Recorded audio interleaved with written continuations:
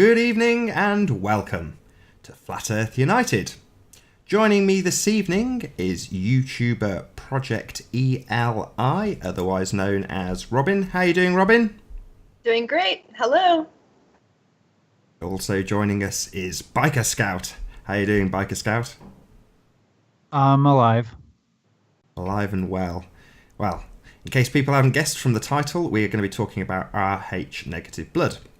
And this subject has only come across my path as a direct consequence of YouTuber Project ELI. Can I call you Robin? Is that much easier? I might drop the channel name in a few more times in the conversation, but Project ELI Robin, much easier.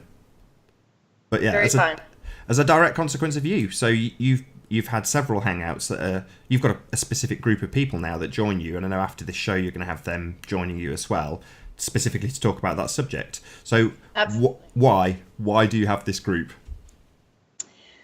Well, so I've been an Rh negative all of my life since birth, and it's absolutely had an impact on me. Of course, I didn't know that I was Rh negative until much later in life, and I didn't learn the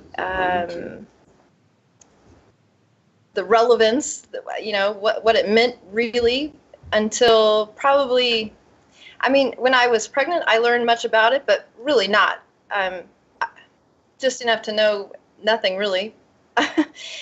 And I guess in recent years, I've done more study of it and become more aware of the implications and the just how rare it is and how different we are. And now I have a mission. I am trying to gather people and create support, and we're coming together. We all find that we have different pieces of a puzzle, and we're fitting them together as best we can, and still looking for others who have felt lost and alone their entire lives.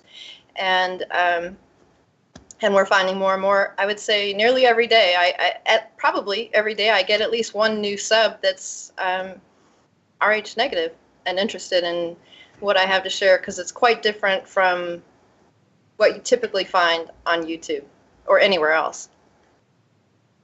And how's it gone? Is it just a comment that you'll get? Have you got somebody just coming into your comments saying on a thread or something, I'm also Rh negative? Is that how it goes? Absolutely. People will search for information on Rh negative, and I think people are becoming aware of this like every day. And just as that's happening, they're finding my channel and other channels that are providing information. And I get a lot of comments from people saying that it's refreshing what they're learning on my channel as opposed to what they're getting on other channels. And that was the whole point of what I'm sharing on my channel, is that much of what we're getting, if not everything, is all science fiction as opposed to what is more likely the reality.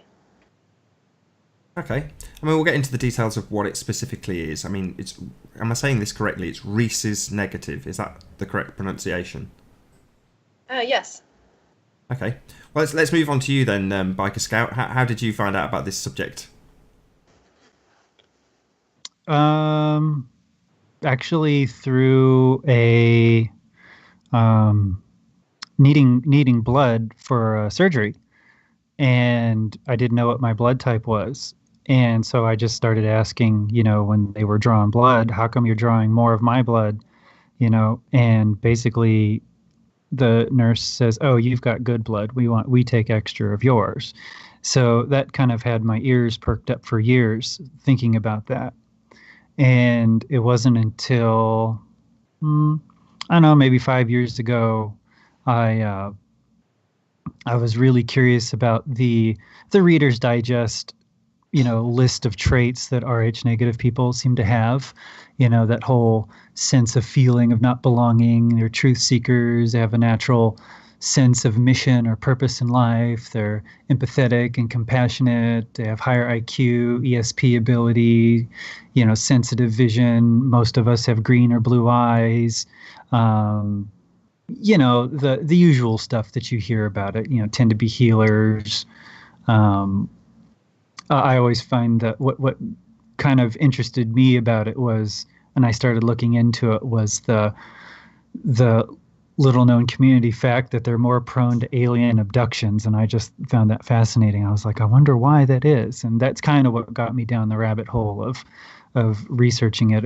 It didn't really care about flat Earth or tying it together. However, to sum up Rh negatives, um, it's very obvious why most people in the flat Earth community are Rh negatives.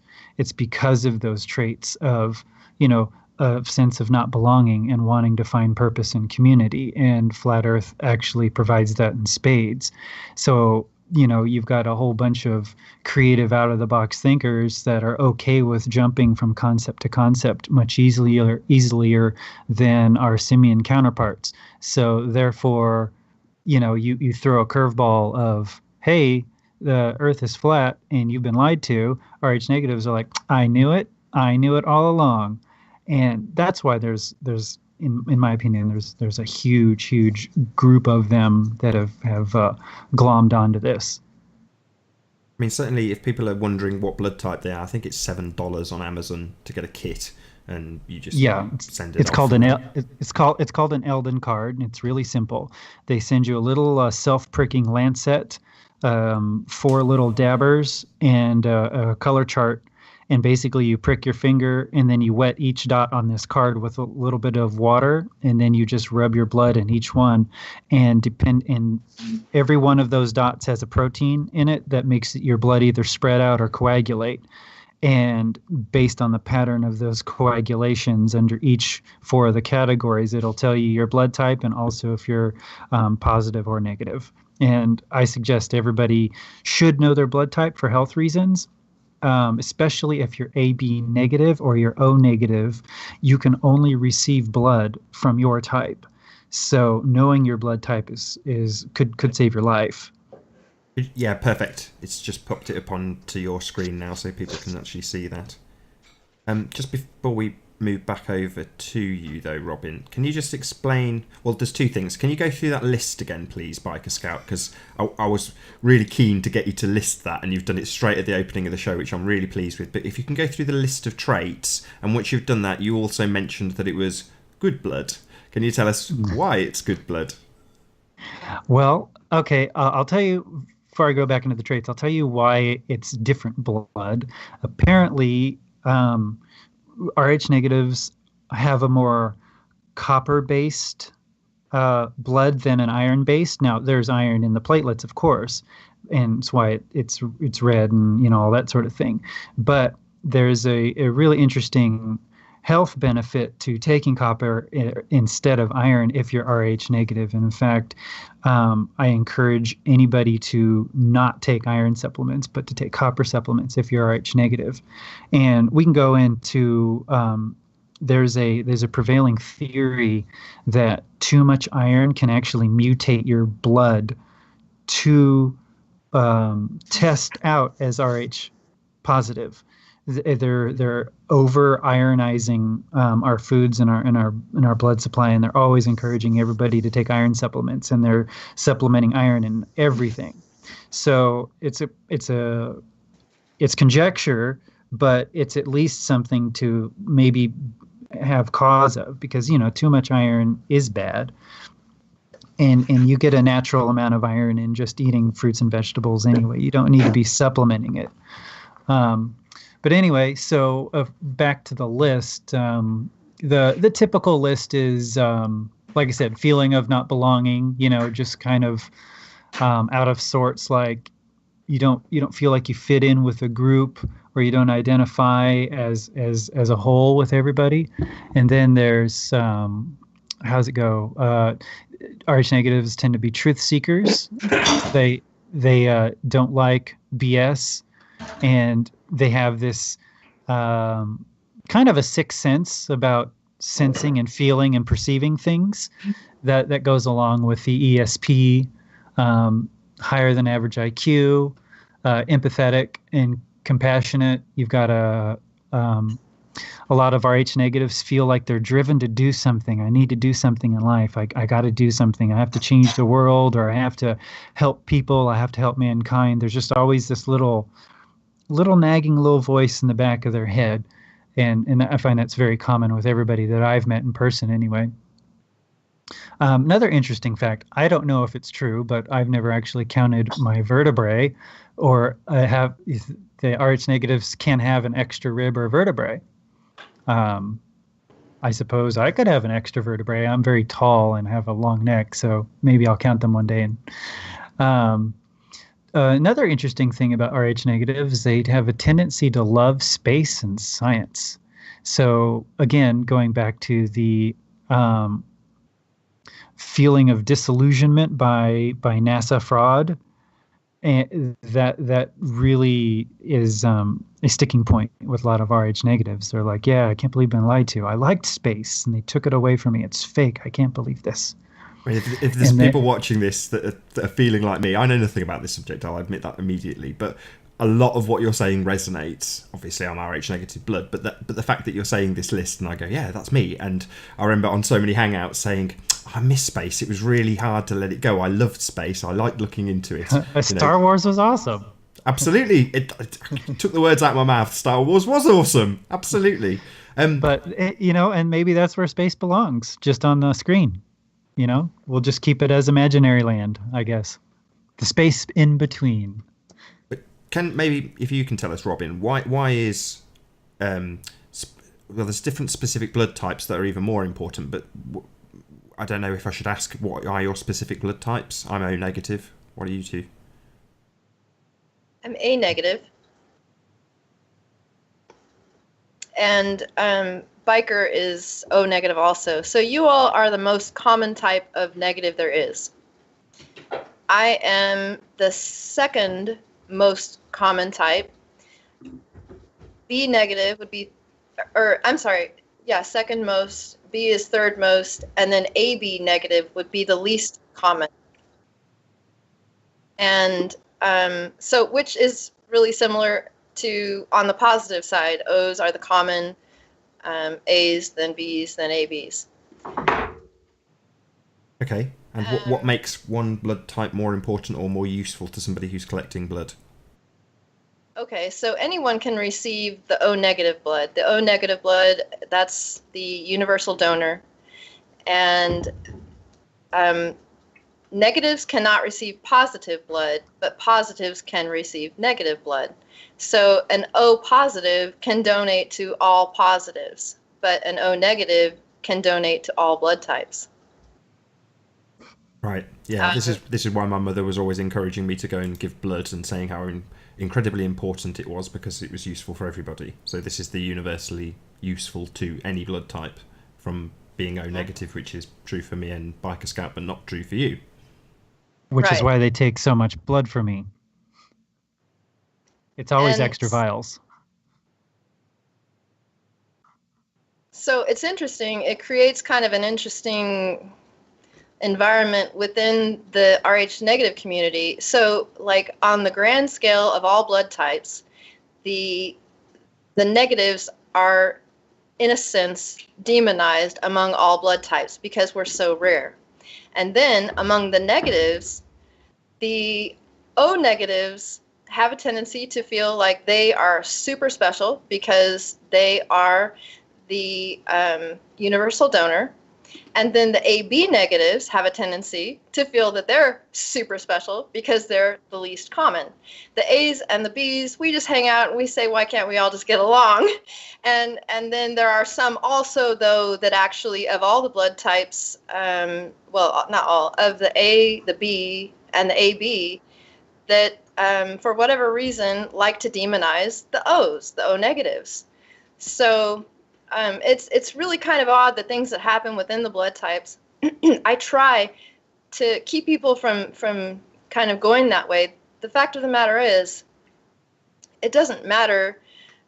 All Rh negatives are capable of being evil people. We're not just because of our blood type good people. We're good people because we choose to be good people, and not all Rh negatives do that. Some have been they want other things and they're willing to do some, whatever it takes to get it.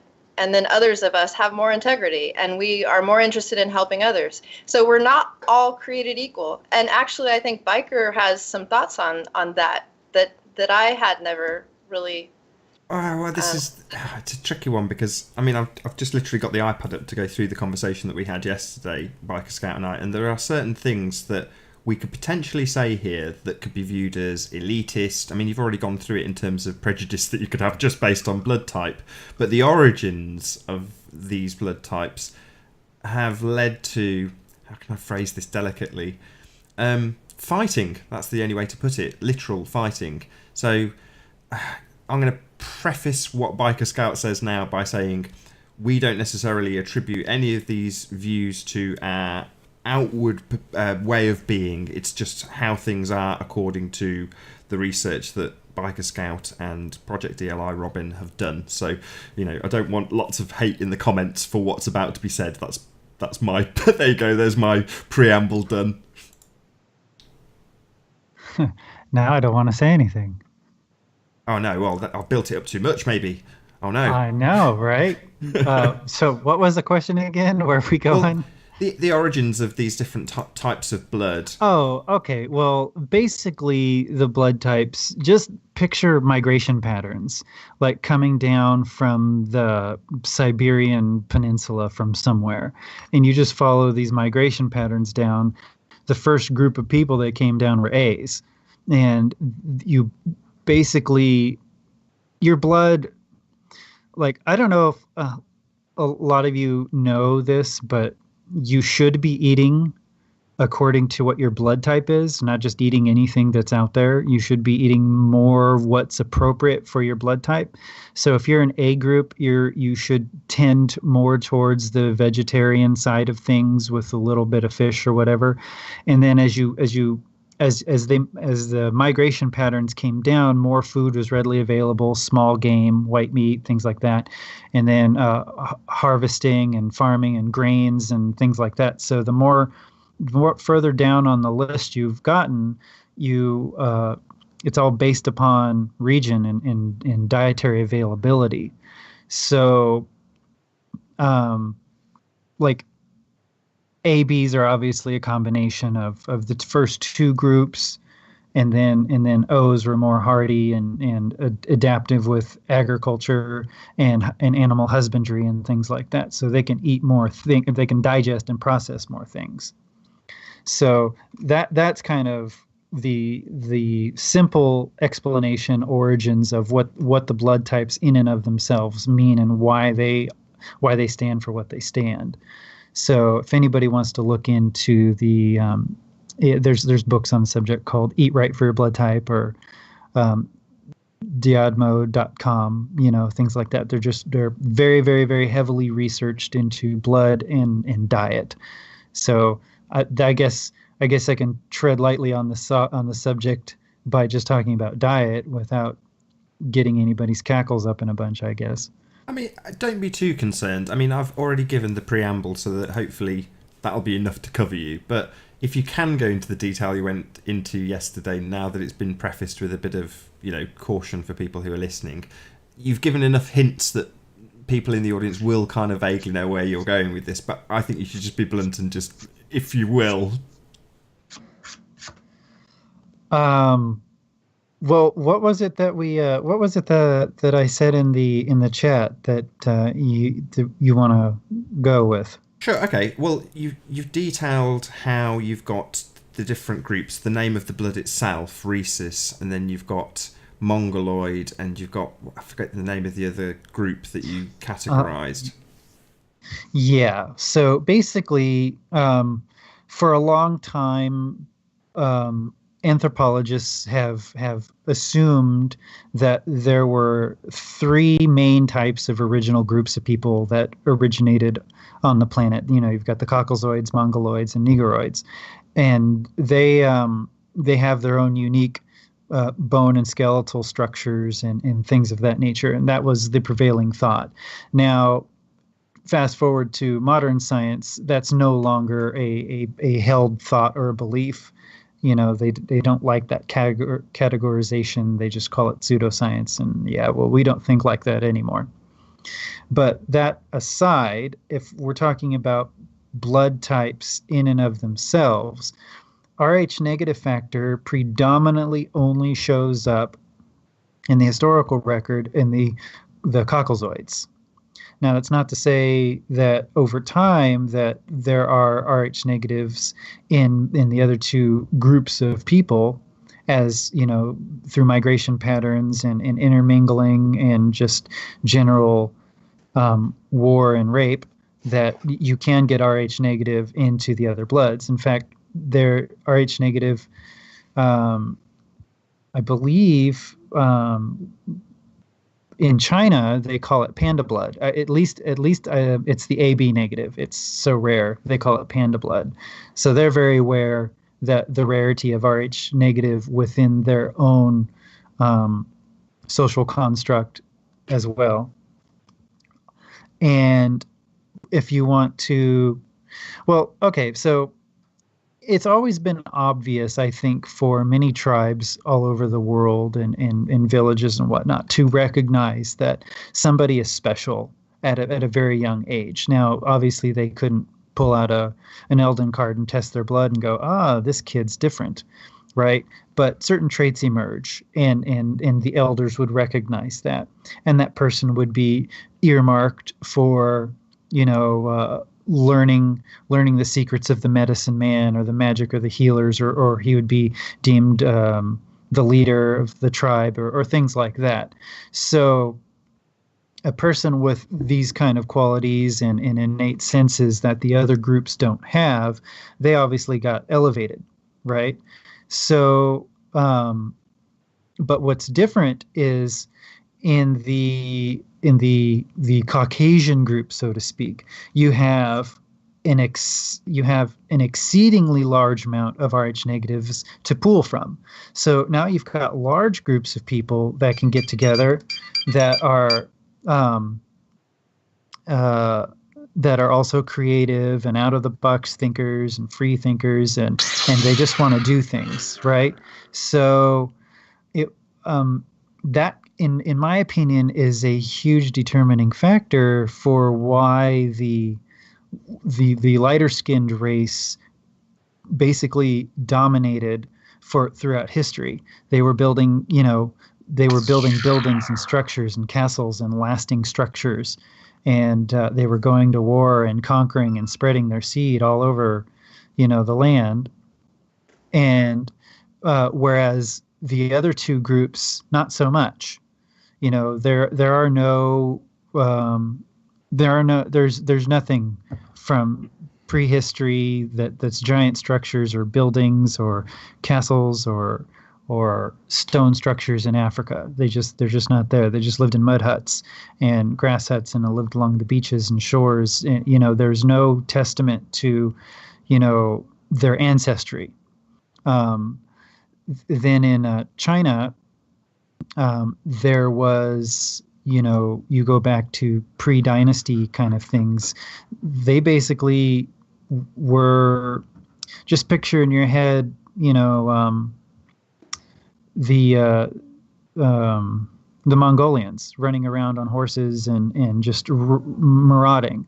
So then you have to extrapolate that it took several thousand years and possibly influence from traveling to see buildings and structures and to foment their own society and their own creativity, right? So you do see Rh negative traits in ancient Chinese society. And oftentimes I would be willing to bet anybody in history that's of note that we have a name and a historical record of and has done wonderful things, like Da Vinci or whoever, probably was Rh negative. So that's why I want to preface, by saying that it's very easy to accidentally slip into a negative connotation with blood type and race, because it almost looks like you're promoting a racial superiority or a white power kind of thing, because you can just point to history and, oh, look at all these great things lighter skinned people did, and then you go, whoa, look at these great things that lighter skinned people did who are also Rh negative, and therefore you've got yourself a very toxic combination of xenophobia and hatred that will build up from the outside looking in. And now all of a sudden that you arm your little tiny group and all of a sudden you're white supremacist. So that's why it's like you need to tread very carefully when talking about blood type and social traits and things of that nature. So it's easier to stick with topics that range on health and building a community of like-minded people. We'll just say creatives, right? Free thinkers or truth seekers. I just happen to be Rh negative. But one thing that I have noticed, is that there's been a quickening in the last few years, 7 years, I believe, that Rh negative people are starting to find each other. And maybe they're not finding each other by saying, hey, are you Rh negative? Hey, me too. They're just being drawn together through groups of interests and other things of that nature. So that is something that I've noticed, and everybody it's within my social circle that I have met personally, I bring it up. I ask them, or I bust out an Elden card, and it's like, hey, what's your blood type? Because you and I get along really well. I like what you have to say. You're really smart, blah, blah, blah. Oftentimes, though, I'll know. I can just tell. I can even tell in the chats when people are talking. I can tell who's Rh negative and who isn't. But that gets into more of just me being a smug prick, I guess. I don't know. It's easy to go down the rabbit hole and make assumptions about people, but usually my assumptions are pretty right on. I've got a unique combination of character traits that kind of make me a trifecta of reading people. Being an empath and a Scorpio, an INTP, and also Rh negative. It's like I really, really pick up on people's intuitions and vibrations, and I can pretty much know a person within 5 minutes of talking to them or shaking their hand. And believe me, I've met some people that freak me out, and you feel an evil or a presence or a coldness or a stiffness to them.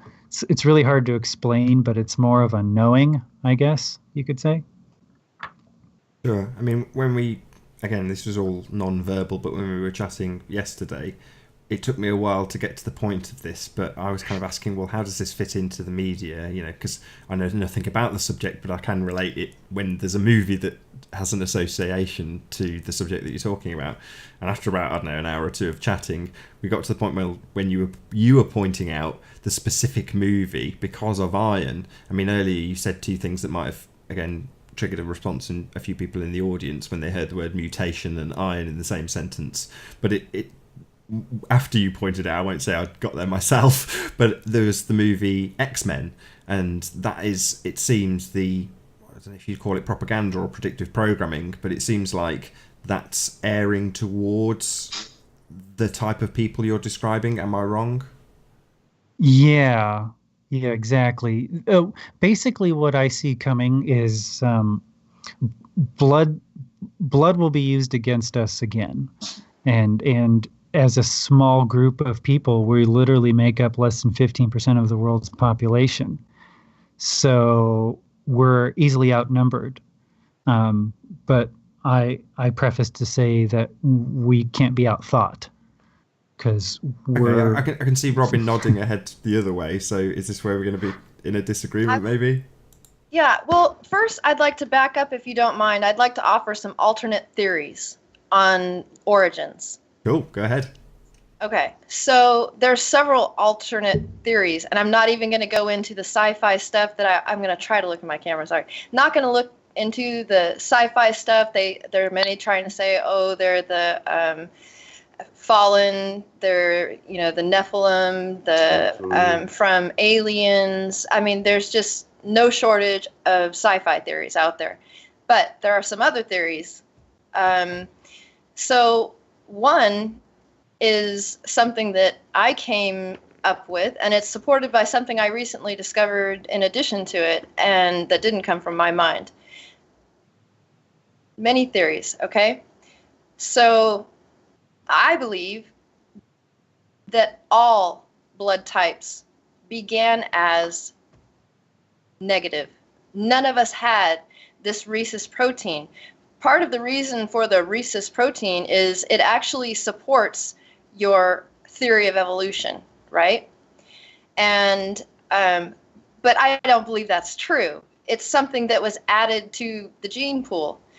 And so everyone who is Rh positive they are actually the modified ones. They are actually, if you want to say the slave race, they are the ones whose senses have been dulled down to a level that they're more easily controlled. Not all of them. There's always an exception to the rule. I know an Rh positive personally who has many Rh negative traits. So in my opinion, we never want to say Rh negatives are better than Rh positives because there's always exceptions to the rule. And another idea is that when we look at just the wording of where we're looking at the rhesus factor, I am called A negative. But what does that mean? It means my blood type is A, rhesus, negative. So I'm A with the assertion of rhesus only made true by the negation of rhesus. So wouldn't I be simply A? Yes, of course I would. So that means that the ones that should, in a sense, we're demonized because we are we're looked at as negative, lacking something, when in actuality we have greater senses, and not all of us, and we're not all equal in every area. But we lack this protein on our red blood cells. And what I look at that protein as is almost like a shield that dulls down natural senses of mankind. We all were created this way. But at some point, we were changed. And I believe most of us have the potential to, if not all of us, have the potential, let's say, to Rh negatives have the potential to give birth to Rh positive children. And that goes into something else. But just as an example, I have 3 children in this world, and not one of them is Rh negative. Because I was obviously, one would think, okay, I was either with a man that didn't have even Rh negative recessive, he was Rh positive, and also the fact that I had all of the ROGAM. What was the ROGAM doing? Did it play a part? I don't know. Getting off topic, though. Let me go back before you to... do, though, because while you're on ahead. that topic, so when you're talking about my mother, who was a midwife, was explaining about blue babies. Is that something that you understand a little bit about? Well, actually, as far as there being a relationship between the rhesus factor and blue babies, I don't.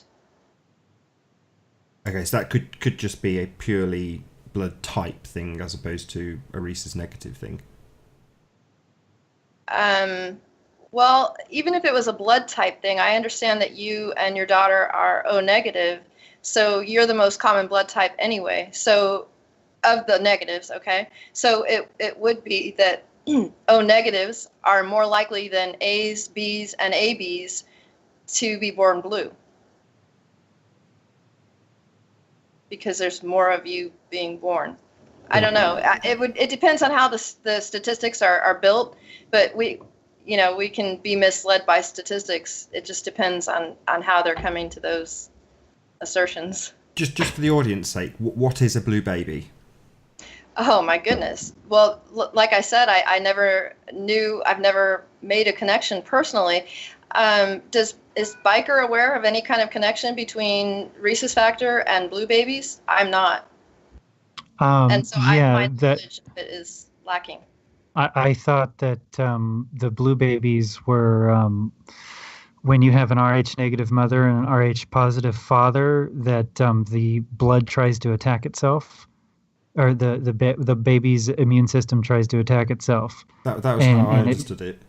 it rejects the body, it rejects the blood as a foreign entity, and that's why they invented the Rogam shot, to stop that from happening. So the babies will literally come out blue because the blood's not receiving oxygen because it's being attacked by antibodies, I believe. They can also do a transfusion, can't they? They can do an in utero Yeah, transfusion of the other blood types, so that the mother's antibodies don't attack the baby. correct. And a lot of us are wondering, is that changing the baby's blood from that point on after Well, they wait a get that minute. transfusion or shot? I've given birth to 3 Rh positive children. I'm Rh negative, and what you all are talking about was never an issue, and I'm not even familiar with it. And I would be very careful talking about it. I mean, unless you each have personal experiences, I don't feel comfortable talking about this, and I think we should stay on topics we understand and can explain.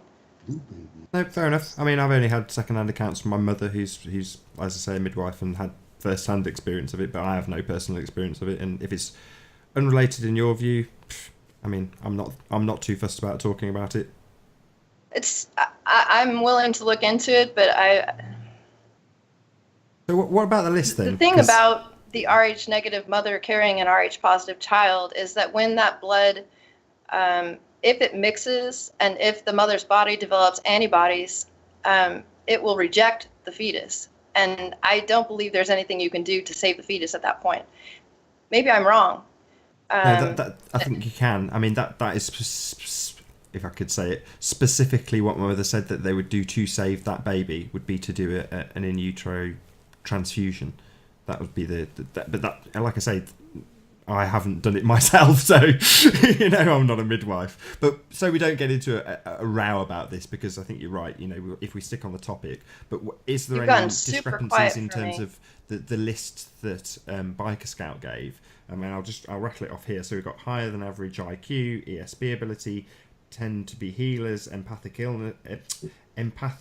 illnesses, which we haven't got onto yet, ability to disrupt electrical devices, which is something I'm hoping Biker Scout will go into. Certainly I can attest to this firsthand. Experience unexplained phenomenon, and psychic dreams and or ability. So first of all, would you agree with that list, Robin? Me? Yes, of course, absolutely. Okay, so there's certain things on that list that, again, I've got no understanding of, other than a vague notion of what it actually means. So things like ESP, extrasensory perception. Give me a description of it, or an example of it that the audience can just say, yes, I can totally relate to that. I mean, would the interfering with electrical lampposts and things of that nature come along the same category or not? No, I don't No, believe no, so. no, it's completely different. ESP generally for me is sensing things that aren't in my physical presence that later become exactly what I sensed, or feeling a person around a corner, or um, thinking thoughts, and then that later kind of come true, kind of a thing. That's Um, yes, that in addition to other things. I mean, I've touched things and it had experiences through touch, and you know, driving home and suddenly you feel compelled to take a different route, and then find out that there was an accident on the route you normally take, but you took Oh the different yeah, route. that happens to me all the time. Okay. What about in relation to other people as opposed to? That's a great example. You know, I can even picture things like that have happened to me. Literally, exactly the same example, going on a completely different route, just for no reason. But you think, oh, I'm going to take the scenic route. I know there's a different journey. I can do it. And then you find out there's a massive accident on the motorway, and you're like, wow, that's Right. unreal. But is there something in relation to specifically to other people with ESP or not? At times, um, it,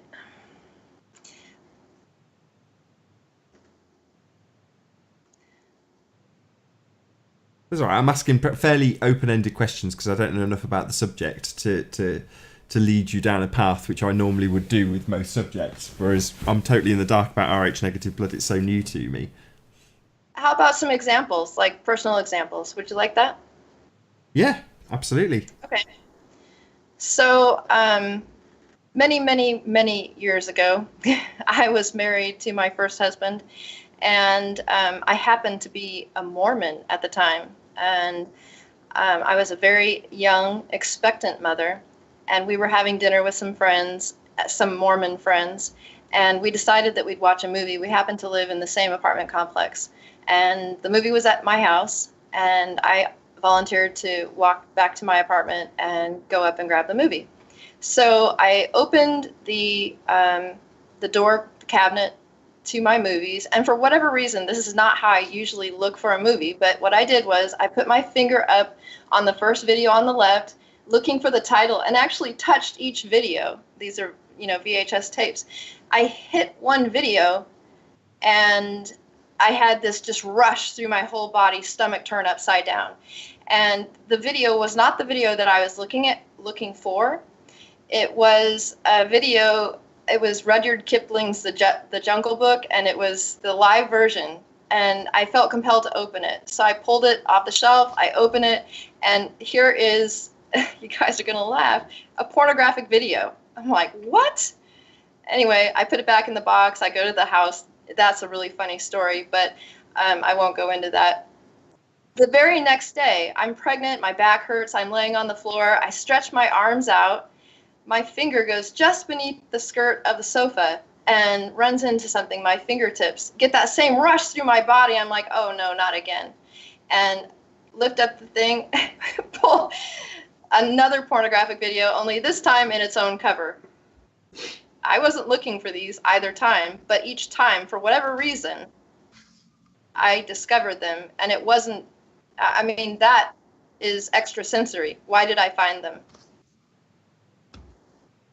So I assume in context that the pornographic videos were wrong to be in possession or wrong to be certainly hidden under a sofa. Am I right? Just to give context to why you have this perception. In a Mormon household, absolutely, that would be considered very, very wrong. Right on. So you needed to be led to those videos. It wasn't. I'm just trying to give, because there might be people in the audience that go, why would you want to find a porno? But it's like, no, you needed to find the porno. You said you wanted to give the context to that story. I'm sure you'll be shaming some family member or something. If you do so, I won't ask you to. But there we go. The story is wonderful, but oh, go on. No, I won't. So maybe Biker Scout, if you can tell us about, again, I can lead you with this because I've heard it already, but you would be walking past a certain point and you would have a certain effect that you would have on a certain electrical item. Can you tell us a little bit about that, please? Yeah, there's a street light down the street that doesn't like me, and I can turn it off every time I walk past it.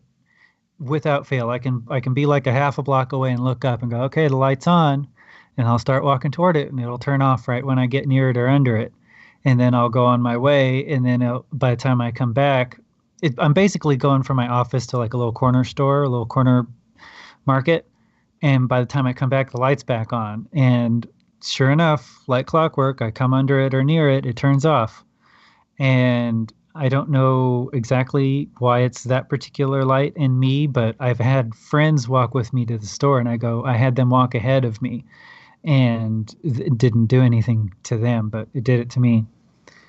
Um, I can I can sometimes point my finger like a Jedi at electrical devices and make them flicker. I don't know what that's about. Um, my cell phone does weird things all the time, but it doesn't do it with other people.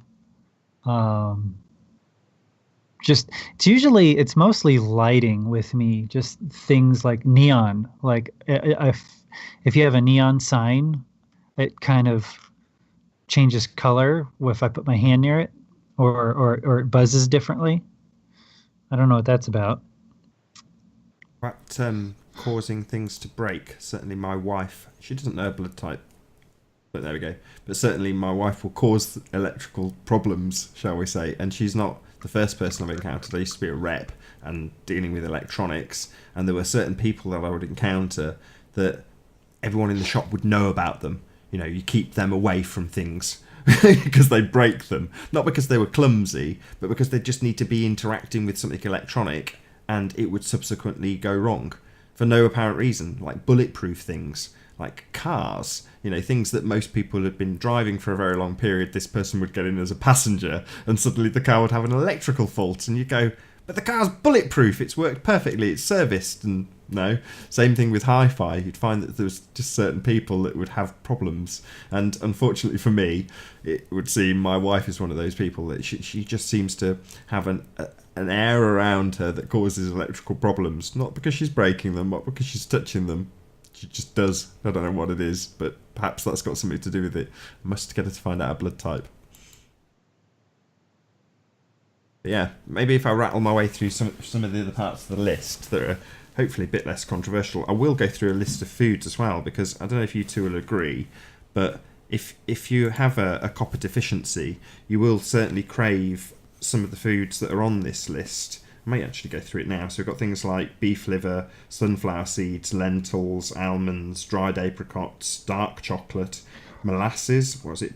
Blackstrap molasses, asparagus. You last when I gave this list to you because you said you just took copper supplements, biker scout or biker.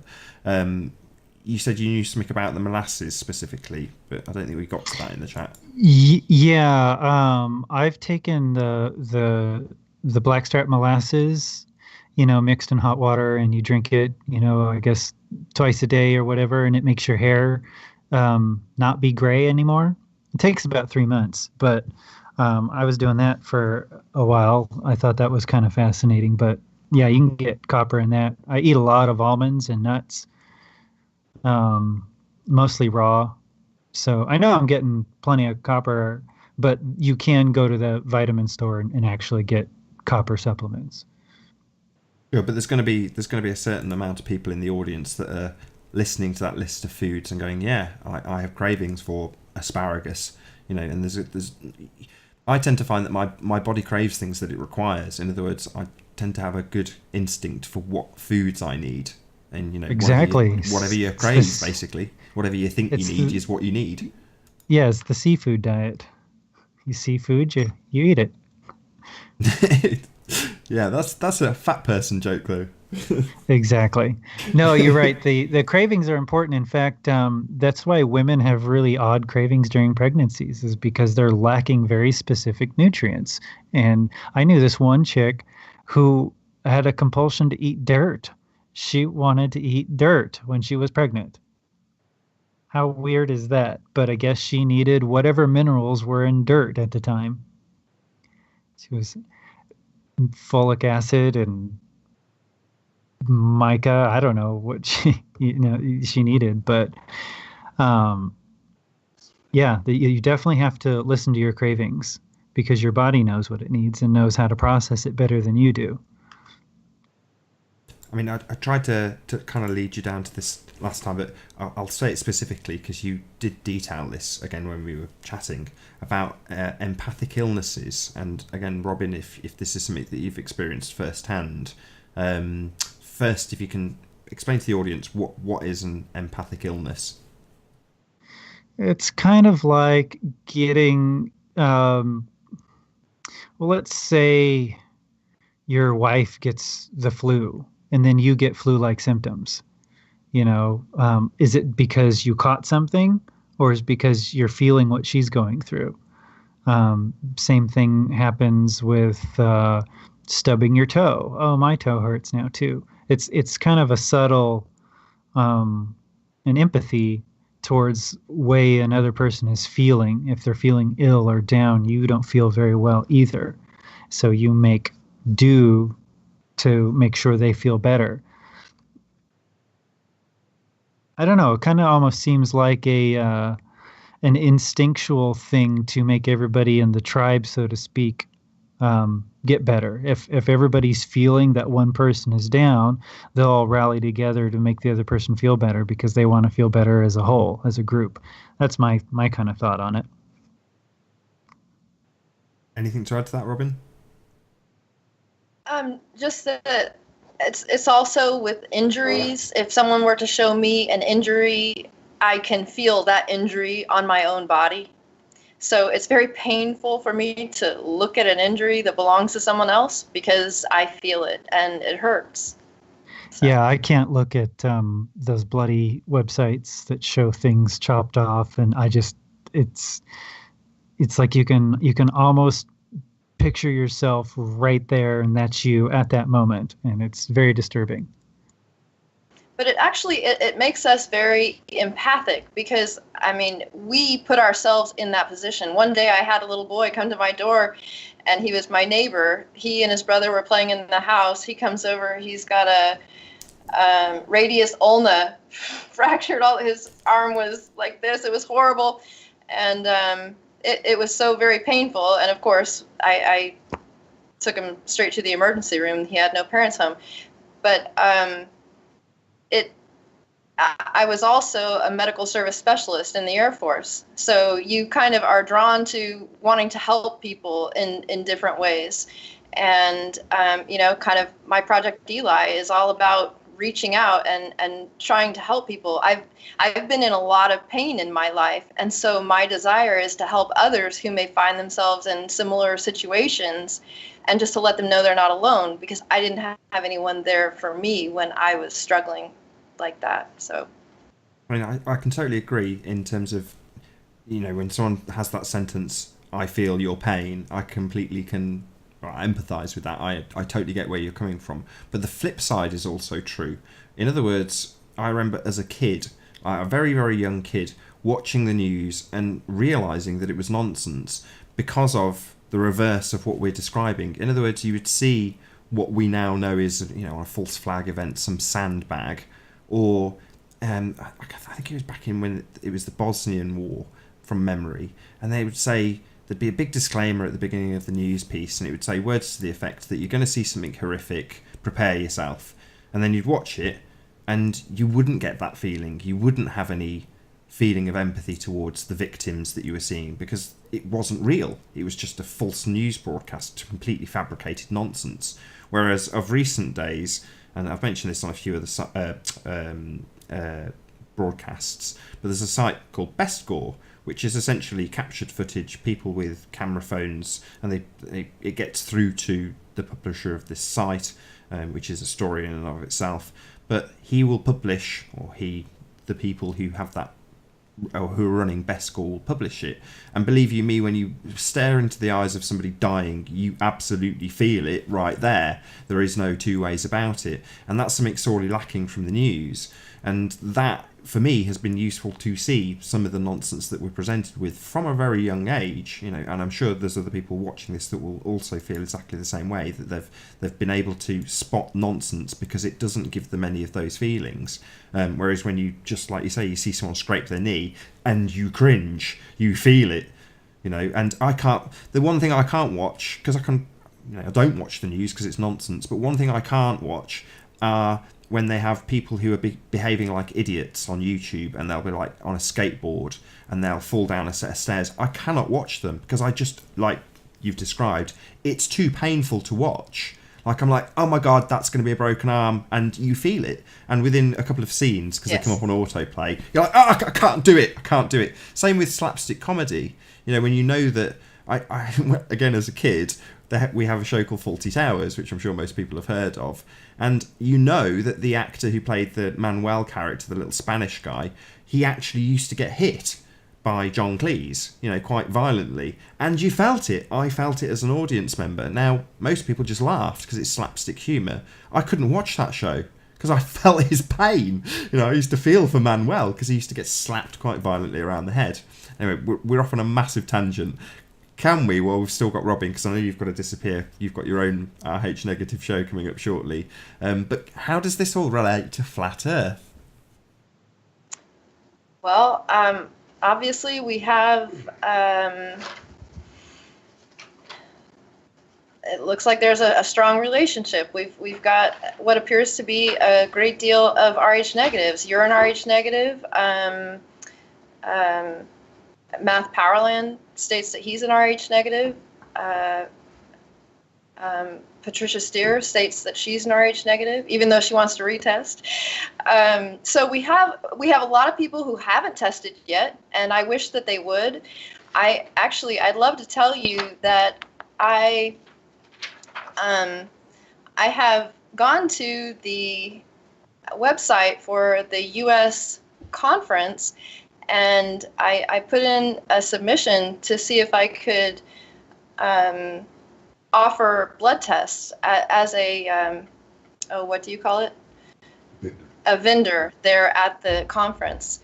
And basically just charge enough to try to take care of the price of all the Eldon cards. And I was just going to buy every Eldon card that Amazon had. At the time, they had about 350 cards is all they had. And just, offer blood tests to those people that don't know. I would love to have some real data. We don't have that because most people don't have a clue. And a lot of us are absolute truth seekers, and many of us don't want to go see doctors and whatnot. And many people are going to their doctors and they're being told, why do you want to know that? Well, we can't tell you, So it's really kind of odd what's happening with people, but I haven't heard from them. So if anyone on those boards is listening, it really was an authentic request. You might have thought it was a joke, but I'm interested in doing that. And I think it would be interesting to find out where you've got a large group of flat earthers. Why not find out what kind of blood types we're looking at?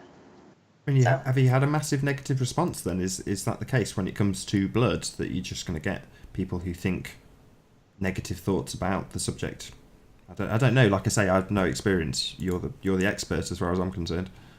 So for me, the response from the vast majority of RH negatives is so positive because when we're together, we finally feel okay. Which is why I would think that, RH negative couples get together. Then there's those of us that, we just rushed in for whatever reason. We didn't, spend a lot of time getting to know our partner, and maybe we ended up with an RH positive. Or maybe in some cases, like my own, I was raised in a family of all A positives, and I'm an A negative. So in fact, both of my husbands that I married were A positives. So it's almost as though I married what I knew. And I can recall having dated men where I was like, this guy is just way too nice. There's got to be something wrong with him. Were those negatives? Because it wasn't what I was used to. I feared it.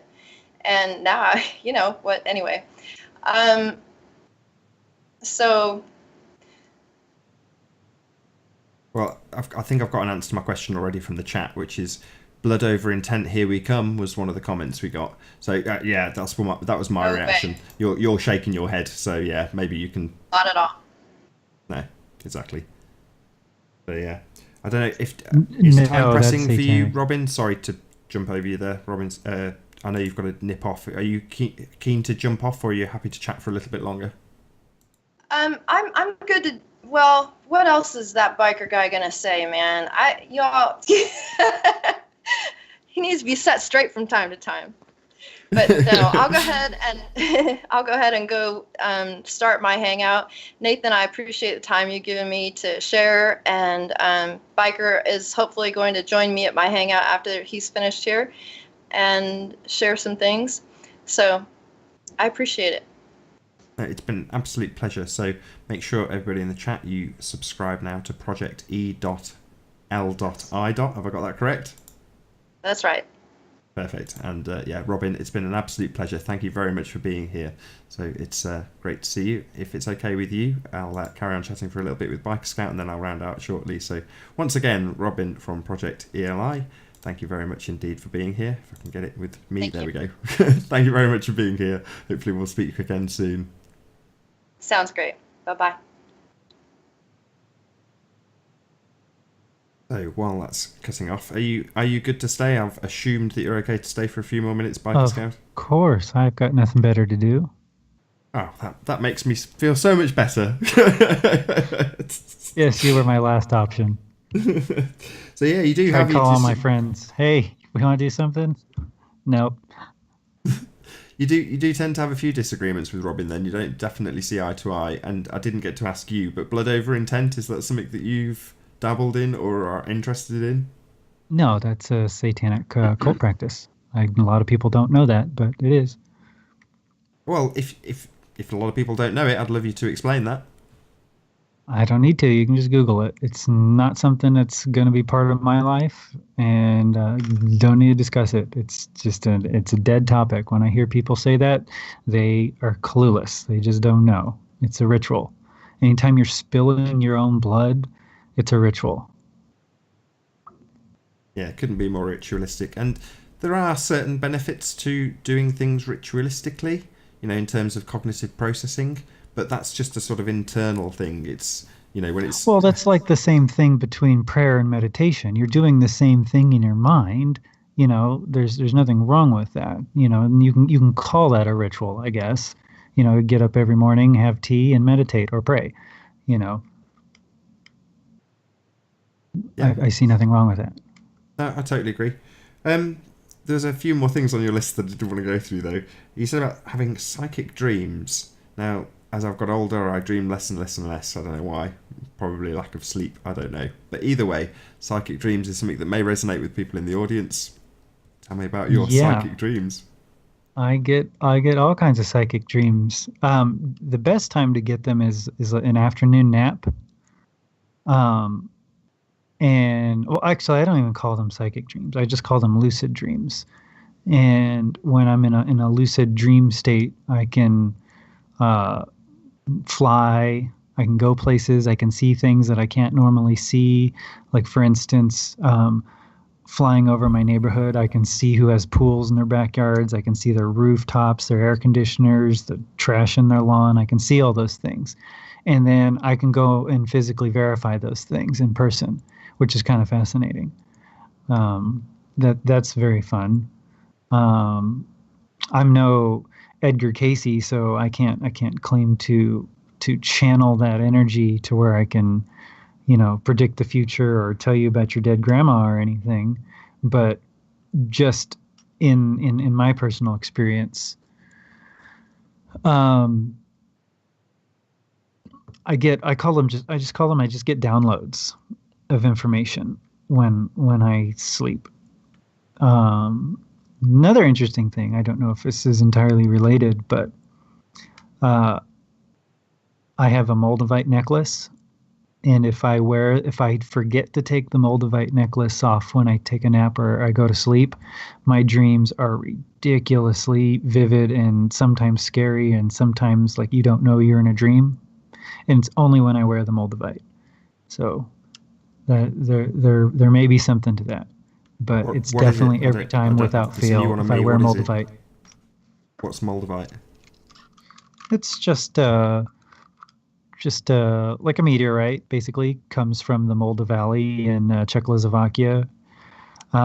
Basically, a giant meteor came down and hit the ground, and the soil that splashed up, or parts of this meteorite, crystallized in kind of a glassy substance. So it's a green glass that's outer space. I used to tease people and say it's part of the firmament, but but it's very unique looking. It's only found in one part of the world, but it does. Some people say it offers protection, wards off spirits, but it definitely gives you a deeper psychic look into things, that's for sure. And some people can't even touch it. It makes them, it's called the Moldavite flush. It makes them get hot. It kind of burns their hand when they touch it. I don't have that effect, but I do have the vivid dreams with it. And I find that very weird. Very. I mean, I wish I dreamed more, but I don't know what it is about getting dreams. Maybe it's a dietary thing. Yeah, Um, diet for sure. If your sleep patterns are off, then you don't get into that phase where the dreams occur. You wake up too soon. I believe it's the delta phase is where you dream. So you need to have your your biorhythms in sync. Like for instance, in my bedroom, I don't have any lights in my bedroom. I have amber like Christmas lights all over the place, or just anything that's an amber light and amber LEDs. So anytime I'm in the bedroom, that means it's time to sleep, and that resets your circadian rhythms. And then of course you don't want to be looking at electronic devices, laptops, and cell phones at night when you're trying to go to sleep because of the blue light. But because I have the amber lights, that helps reset your sleep patterns and get you to a more natural sleep cycle. So if I do need a light, there's the bathroom light, right? But I find I like the comfort and like if I go and travel and I stay in a hotel, it's like I can't sleep because there's no amber lights on. It's really weird. But yeah, changing when you go to sleep and when you wake up is very important to get the full 4 cycles, and then you get into your dream state. yeah, I mean, it's something I need to do more. I certainly don't do it with my the setup that I'm using at the moment, but I do with the iPad. They have a thing called night mode, and I know you can do this on PCs, but it is exceptionally good because it cuts out that blue light and sort of lowers the type of light so that it's less like daylight, so you become more akin to going to sleep after using it. In other words, I find myself drowsy if there's night mode on the iPad, whereas I can sit up and look at this monitor because it's keeping me awake. I think that's kind of the thing. So yeah, if you've got an iPad, Right. use your night mode because it does make a massive difference to actually getting you to sleep.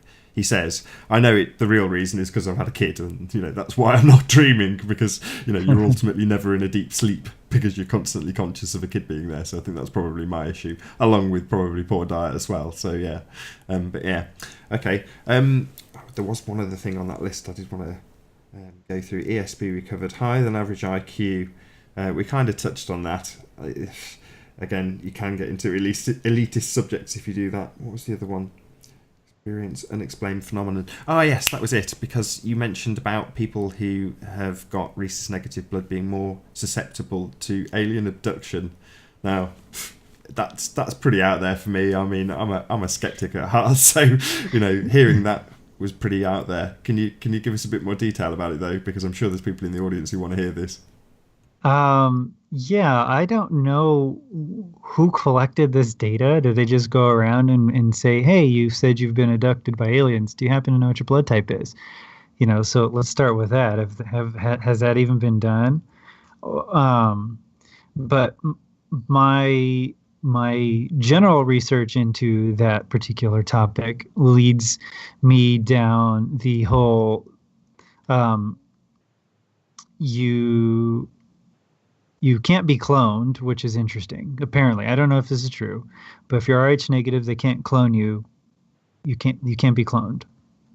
I don't know what that means, but maybe the people who are getting abducted um, are not used for cloning experiments, but they're used for other medical experiments.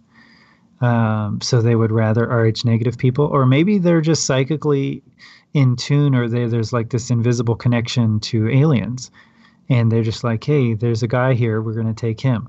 I have no idea. I don't really even believe in aliens like that. But um, however, if you want to say alien abductions are actually all governmental kidnappings through Project Monarch or MK Ultra programs, where they make you feel like you've been abducted, but they're just literally taking you and doing experiments on you, that could be because you are Rh negative. So that to me seems far more plausible, even though it's way out there. It seems more plausible than actual aliens. but there is some stories. There's some evidence suggesting it's even come out, I believe, maybe in WikiLeaks, something to the effect that these government abduction programs do exist, and they have the ability to tap into your primal fear through electronic means and make you see an alien or make you see something that's frightening, and you go into a state of or a catatonic state, and it makes the kidnapping or abduction go much easier, and that's your implanted memory.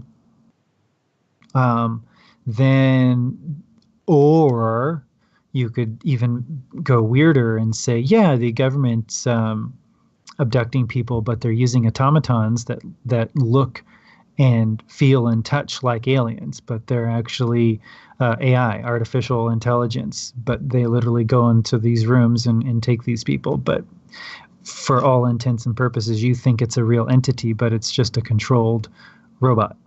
I mean, that's so to speak.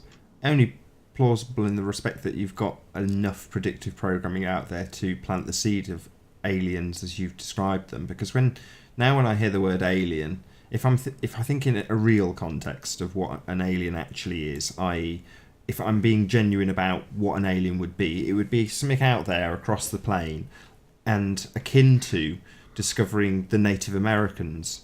That they would be the aliens, because they're just the people across the pond that weren't discovered before.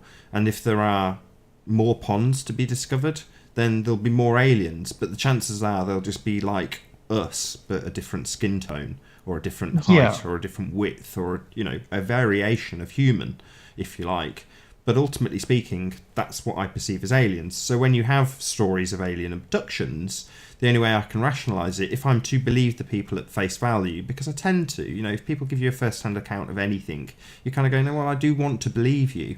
And the only way I can rationalise it is to say, well, we have been predictively programmed with the notion of aliens as we know them. When I say aliens, put them in air quotes, so alien little green men, UFO type aliens, that notion is a nonsense. It's a creation of some guy somewhere, probably Arthur C. Clarke. But the point being, it's not something that we're ever going to encounter. Greys, for example, I think is a complete, with flat Earth. I mean, I'm trying to lead this somewhere, which is that when we very first spoke, you had a lot of negativity towards flat Earth in terms of the way it's progressing, and you gave pretty coherent reasons. I was hoping, damn, that we would start out with that because it's more flat Earth related. But you said, sorry, I don't want to cut you off. You go ahead. Well, basically, the division and the derision that's amongst the flat Earth community is pointless. It's very divisive, and it serves no purpose. I see nobody approaching this realistically from a scientific method. Like, hey, look, if the Earth is a different shape than they're telling us, let's get some college grants. Let's actually go out and conduct some experiments. Let's put our thinking caps on instead of all this speculation and sifting through historical documents and possibly even phony historical documents. Let's just work with the instrumentation we have and put together a compelling case. Let's get real people on the record instead of muffled shadows of, I work in the Air Force and we use laser range targeting devices and they're all only line of sight. So let's get that guy. Let's get an official guy. Let's get Raytheon, who makes the actual laser sighting device. Let's get them on. Let's put together a real solid case that's irrefutable, and stay away from the speculation and the infighting and the camps, the domers and the Moorland people and the Bible people. It's just so fragmented that it's becoming a joke, and now, because there's no new information out there, the flat Earth community gets stagnant. And what happens when you end up getting stagnant? Personalities develop, and in that, personalities start clashing. Now all of a sudden you've got a whole bunch of people talking shit to each other, and it's becoming ugly. It's just filled with vitriol and pointlessness. And it's like, I don't even care what the shape of the earth is. If anybody's known my channel, I came on the scene basically to show what frauds NASA was. That's my only point. It's like, if I can just prove space is a bunch of malarkey, then just let everything else settle and we can figure things out from there. Um, but as far as the direction of flat earth is going, it's like a whole bunch of stuff came out on the scene. There was some good information, but still a lot of conjecture, a lot of assumptions and a lot of guesses and a lot of, you know, using non-scientific means to describe the shape of the earth without actually going out and doing it. Uh, So that's kind of what I would like to see. Um, I mean, the camps that you've described to me sound like YouTube camps. I That's kind of how it is in many corners. I forget who I had this conversation with, but very recently I had a conversation with somebody who was saying that they were in a different part of YouTube, like totally unrelated to flat Earth. Let's say cars, for the sake of argument, and they were saying there was the exact same issues, the exact same nonsense. I do know who it was. It was Zoe Scribner, and she was talking about painting.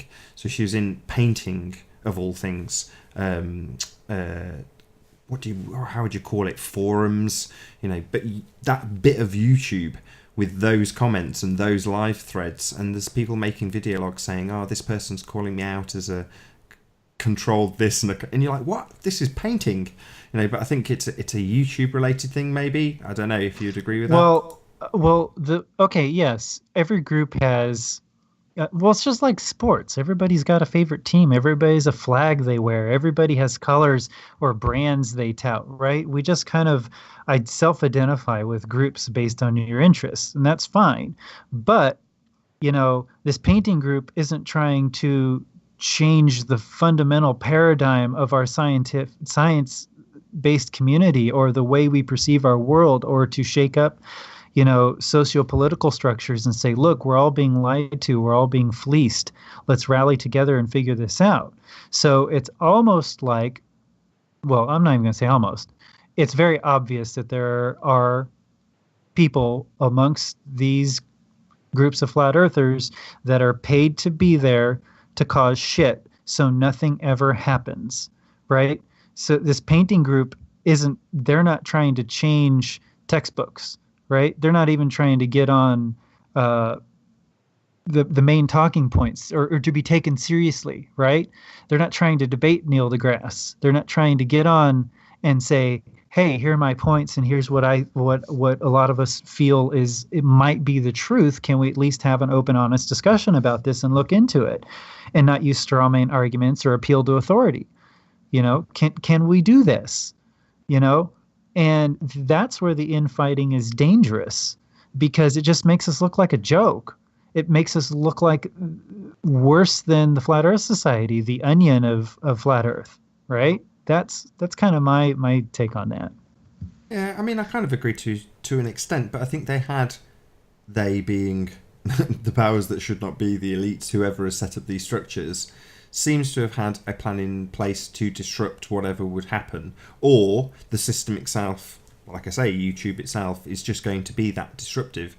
But when you have, and I'm going to say this, more people coming to it, it's reached. I mean, I personally went and spoke to Vice, and that has reached a lot more people. Well, the fact is, that's reached a lot more people. Well, there's going to be just as many detractors amongst it. From this chat, is it going to be the case that there's going to be, whatever it is, 15% RH rhesus negative blood type that are going to see and go, that really resonates with me, that seems correct? Or will it make absolutely no difference? Who knows? But the reality is, you can see more people actually broadcasting. So doesn't it stand to reason that if there's more people, there's just going to be, it's going to continue. It's going to be like that snowball effect. It'll just continually, exponentially get more, regardless of how we approach it or what experiments we do going forward, or how we tackle academia with laser levels. Do you see where I'm going? If it's just increasing in numbers, it's increasing in numbers. No, because there's a pushback that wants to squash anything that's not science and not mainstream They want to label it as a hate speech or dangerous thoughts. They literally want to police people's thoughts. And flat earth does come up amongst those circles, is like, how do we keep this subject down, or how do we make these people, we're just going to shame them, we're just going to call them idiots and buffoons and low level thinkers.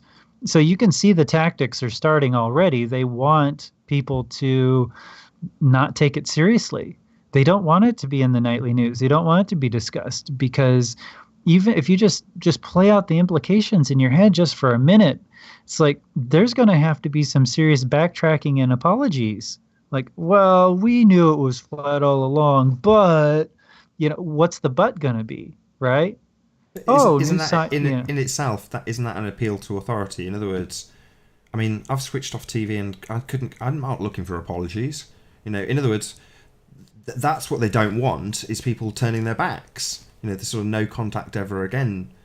The looking at the psychopathic control system as exactly that, psychopathic, therefore turning your back on it and not concerning yourself with getting an apology from them and correcting their academia and saying, well, actually, we don't really require you for very much, and therefore your opinion on the matter is irrelevant. But me, I know it's flat. I know you've lied to me, and I can move forward without you. Wouldn't you say that is the bigger danger to them and the more likely thing to happen if it just increases in numbers? But remember, you're having thought patterns based on being Rh negative, right? You're a truth seeker, you're outside the box, and you can move on. You haven't been indoctrinated. There's a giant swath of the population that needs to be deprogrammed, needs to be decoupled in such a way that it could be catastrophic, like PTSD catastrophic, if they find their worldview has been changed in such a way. So you're talking socio-political upheaval, like riots in the streets kind of reactions.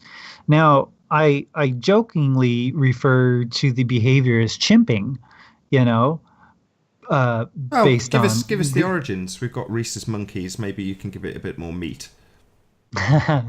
Well, RH positive people, when told about the flat Earth, have a tendency to, one, get reactionary, two, it can get violent. So they're having a base emotion and a base reaction.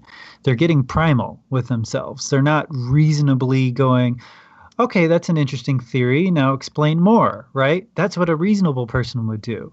They're just like, oh, sort of, and they get angry.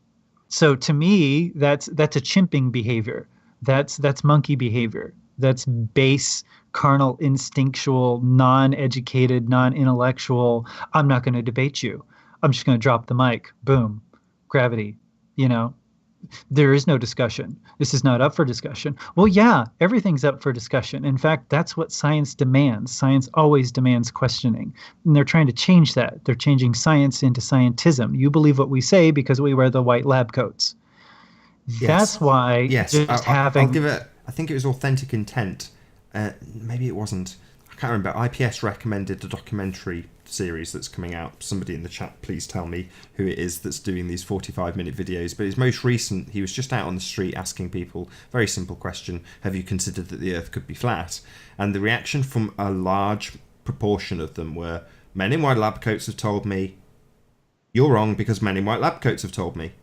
And that would be it for them. They were content. It's, for us, we see enough debates on YouTube where people go, ha ha ha, no. Like you say, you can't do that. And there's no straw men here. There's no appeals to authority. You've got to actually find your own evidence and define it and give reasons and, put it before everyone for thorough scrutiny. On the street, however, your average Joe Schmo has got a totally different attitude to this stuff. He's like, Neil deGrasse Tyson told me so. I'm not going to question that. And they are belligerent in that. They will just put their foot down. That's most people. I say that. I only saw that cross-section of society that he put together, biased. But, that was what was presented. They were genuine views. They were genuine people that were saying those things. And I've experienced it firsthand. I'm absolutely certain you can concur. So, I used to say, finding this out and finding out your own ability, this is where, again, don't give me grief in the comments. I've said, this is for everybody. everybody can realize their own inner potential. But then when you hear something like, well, I can spot this type of person, pigeonholing almost, sorry to do this to you, but by how they seem or react in the chat, you think, am I speaking complete nonsense when I speak to the great and washed, the great masses, and go, yeah, you have it within yourself to do whatever the hell you like, it's just a question of doing it and taking seizing your own abilities, abilities back to X-Men.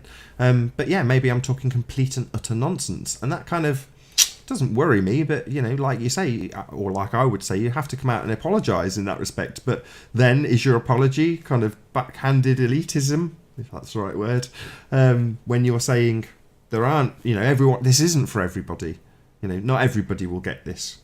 Well, and you've been indoctrinated by people who know how you won't get it and what you will get and stomach, and so long as they keep programming you with it, you'll accept that indefinitely. That's kind of terrifying. Well, we all have the ability to observe. We're visual creatures. We have senses. And so your knowledge is gained through experience. So if you have enough experience in dealing with people, you can actually make snap judgments about people based on prior knowledge. Now, we're being told over and over that that's not a very good thing to do. Oh, don't be like that. That's judgmental. No, it's not. I'm not judging the person's merit or character. I'm just making an observation based on my past experience. This is something they teach in law enforcement. How do you protect yourself? Well, you have to prejudge this person based on past experience. This is how I'm going to deal with this person because I know these people act this way. This person might do this. He looks a certain way. There's a high probability he's going to respond such and such a way.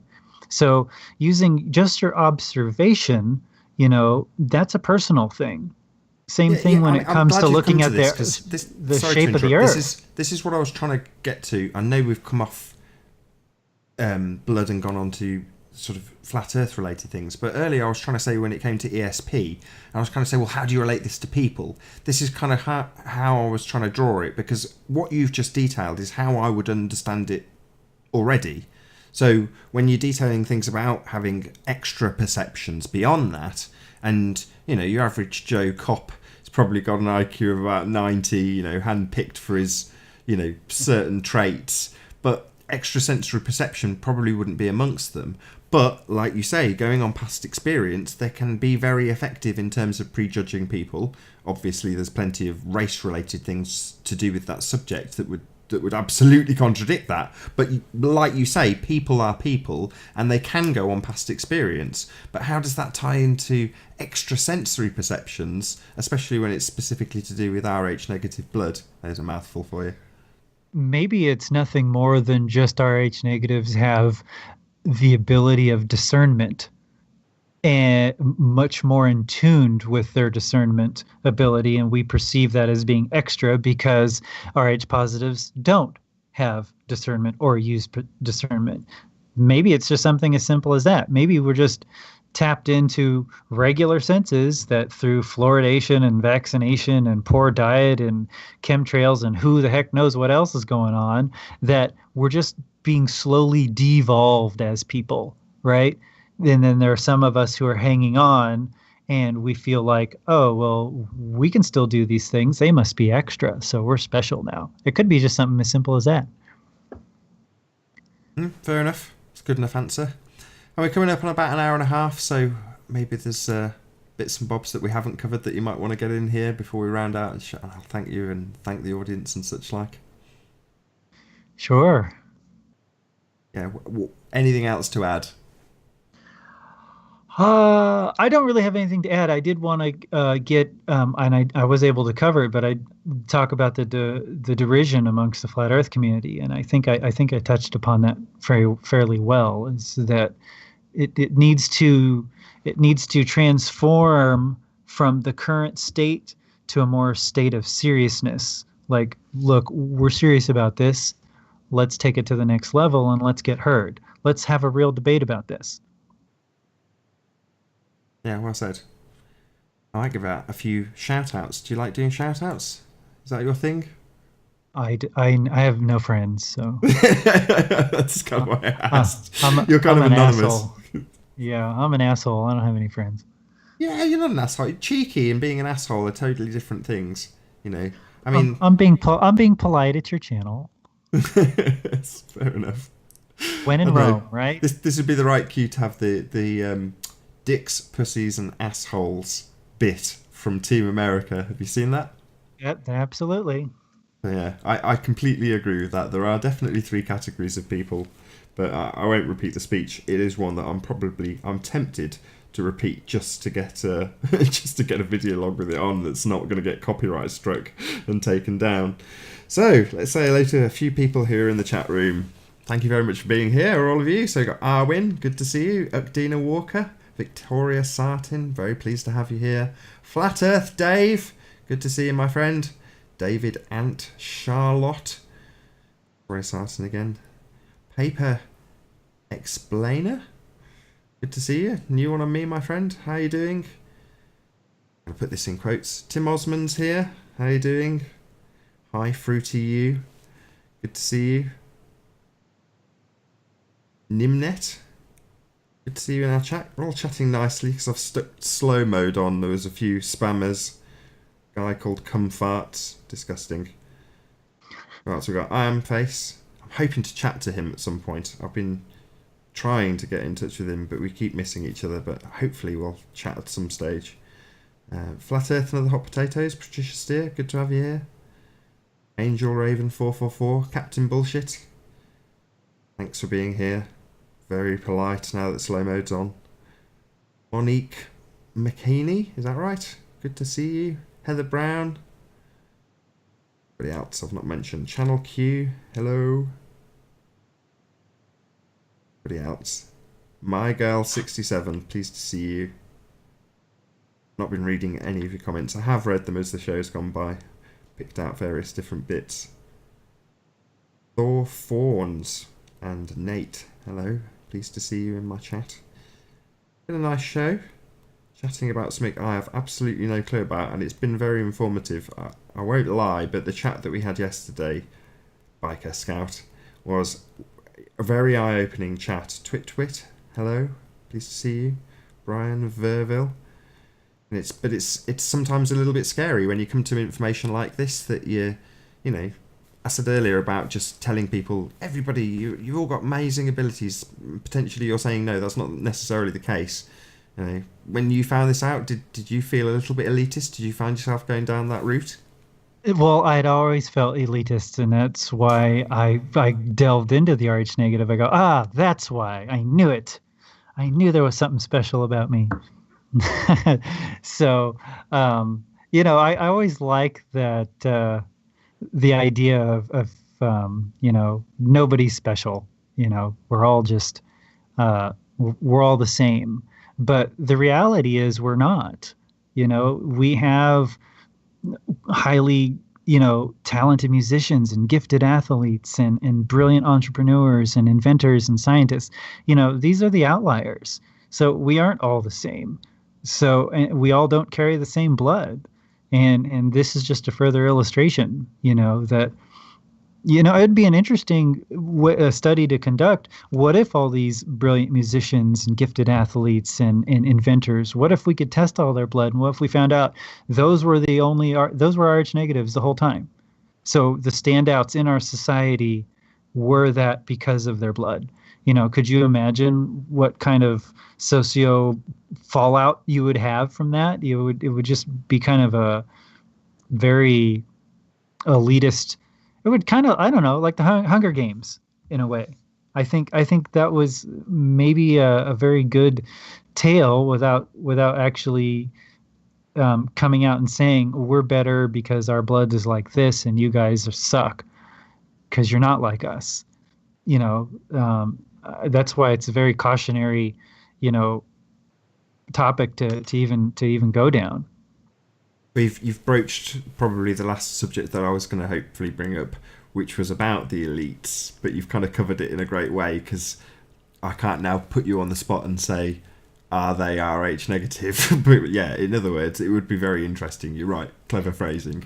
To find out, is that the difference? It could well Tesla be. was Rh negative. You just go down the history books. Anybody that's of note was Rh negative this whole time.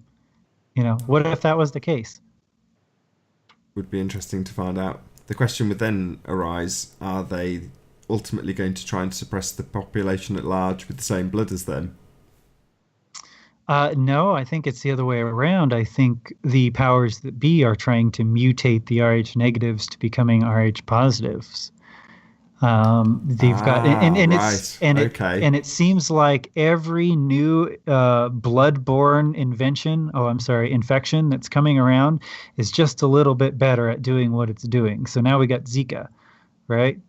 So now you're going to literally have these microcephaly babies that are just smart enough to pull a lever, but too stupid enough to rise up, right?